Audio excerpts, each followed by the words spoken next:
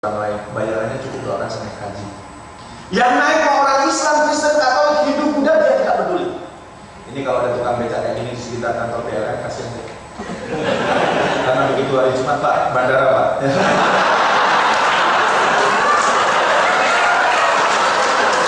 Mau pulang kampung. Kalau naik terus, kalau gemuk mana yang paling gemuk sini? Gampang ya, kalau yang gemuk kalau mau rapi pulang dari sini lakukan senam sederhana, cukup begini. Nanti lama-lama terus. Benar? Kapan dilakukan? Setiap orang nawarin makan. Tukang becak ini jual, saya sewa kita Jumat sore ada orang kurang kasih uang 20.000. Maaf, kenapa kurang? Kalau kurang saya tambah. Bukan Pak, hari ini adalah hari Jumat. Hari Jumat adalah hari pengabdian saya untuk orang lain. Bayarannya cukup doakan saya naik haji. Sampai naik haji ya? Sama siapa? Sama istri saya. Sudah punya tabungan berapa? Belum punya.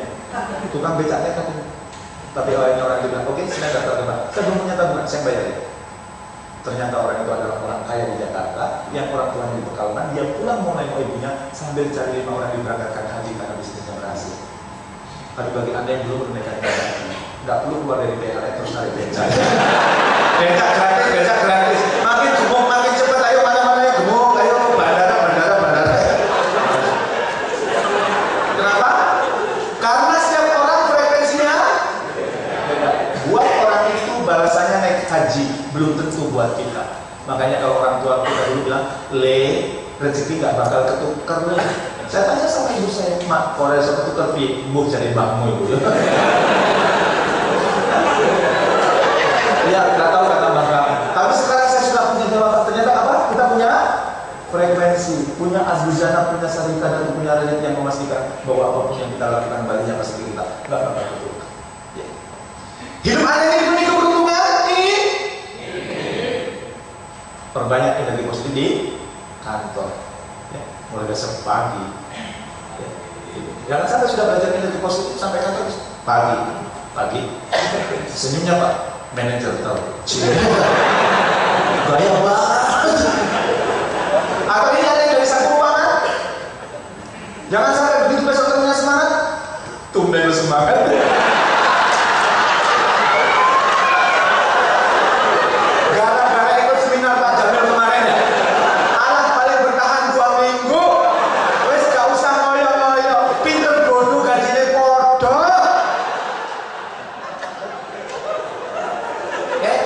Daripada kita menghambat orang lain berbuat energi positif lebih baik. Diam. Kenapa?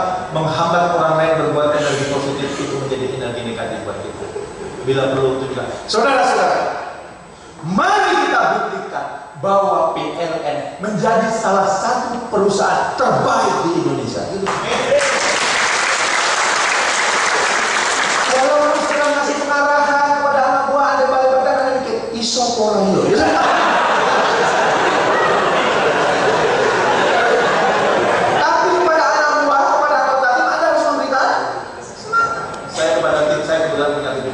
Kalau briefing nggak ingat, perusahaan kita tahun ini go triple. Artinya Pak, asetnya naik 3 kali lipat. Walaupun kadang perlu kerja keras. Bisa.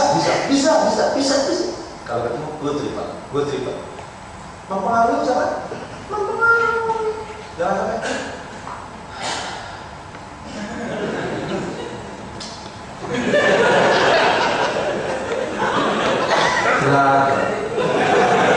Minyak dunia naik, kayak yang penting bertahan. Sampai. Maka coba Anda lihat bukan kalau kita. Saudara-saudara, bangsa kita adalah bangsa yang besar. Oleh karena itu, kita harus mampu berdiri di atas kaki sendiri, berdikari. Rakyatnya yang dengerin, semangat. Jangan sampai jadi pusing. Selesai masalah yang satu, datang masalah yang lain. Selesai masalah yang datang masalah. Saya pernah dengerin pidato itu anaknya bukan yang perempuan itu. Rakyatnya yang presidennya aja pusing. Kita sebagai pimpinan nggak boleh menularkan energi negatif. Positif. Jangan juga kita berhasil di kantor berantakan urusan rumah tangga. Maka nanti Assalamualaikum. Waalaikumsalam warahmatullahi wabarakatuh. Bapak pulang. Loh, saya kalau pulang, anak saya belum tidur, saya tapi kalau mau main bola, mau main coklat, mau main kartu, petak umpet atau tebak-tebakan. Dan sengaja tebak-tebakan saya kalau belakang supaya Pak, dia milih tebak-tebakan. Karena kalau milih main bola capek juga saya. Kalau apalagi anak saya sudah ikut klub, walaupun terakhir di rumah saya menang sama dia 26-11. Selesai main bola dia langsung panggil saya, Pak, sini Pak, duduk Pak. Ada apa saya? Di dunia ini ada ya orang tua yang gak mau kalah sama anak. Nah, kita kan nangis, iya tapi menangnya jangan banyak bahaya. Masa 26-11 sih? Tebak-tebakan satu belakang supaya dia milih. Dan kalau ada tebak-tebakan itu akan menyegarkan saya. Salah satunya saya pulang dari Makassar, langsung anak saya ngomong, Pak, hijau punya apa-apa. Ada itu saya. Di sini ada babi, di situ ada sungai, di sungai banyak buaya, babinya harus nyeblak. Gimana caranya? Lewat jembatan saya. Di tengah hutan nggak ada jembatan. Kalau gitu babinya cari tempat yang ada buaya. Nah, buayanya muncul ngikutin babi. Ya kalau gitu bapak nggak tahu. Bapak nggak tahu caranya bagaimana babinya bener, nyerah. Ya babinya nyebrang aja Pak. Loh, kan ada buaya, kan buayanya agamanya Islam, babi kan haram.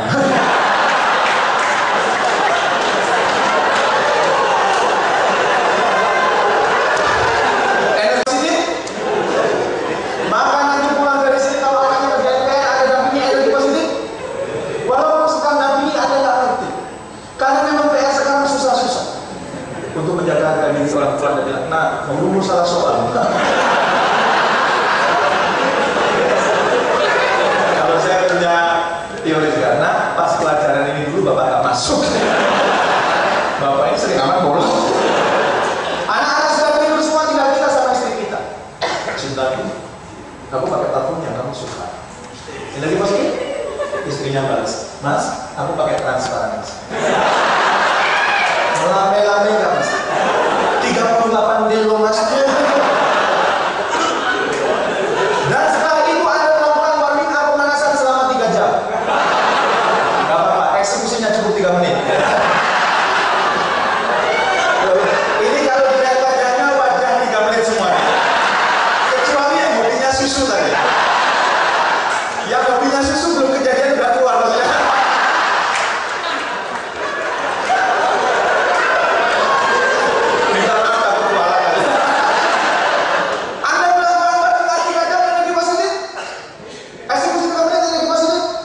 Jangan saya sudah belajar energi positif, sandal rumah nggak dipakai. Bu, sini, masuk kamar, buka. Kalau yang tidurnya di mes kita apa? Nungging.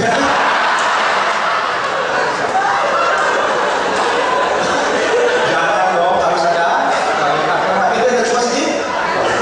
Maka kami pada ini untuk kunjungan perbaiki energi positif kantor rumah keluarga 85 berada dan hindari sebuah tenaga energi negatif. Makanya bagi bapak-bapak yang selama ini cuek, mulai besok begitu mau berangkat ke kantor, Bu, aku berangkat ya, I love you. Mungkin sebagian Anda menganggap ucapan I love you adalah sesuatu yang itu. Kalau mau itu cari jurusan sosial, jurusan kuliah di bawah-bawah.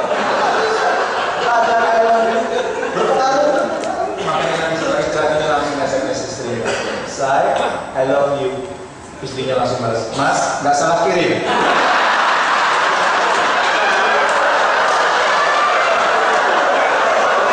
Tumben-tumbennya biasanya juga. Makanya harus dijelasin dulu. Bu, hari ini aku dengar seminar sukses kuliah. Mulai hari ini aku janji ngomong I love you 3 kali. Saya sehari 5 kali.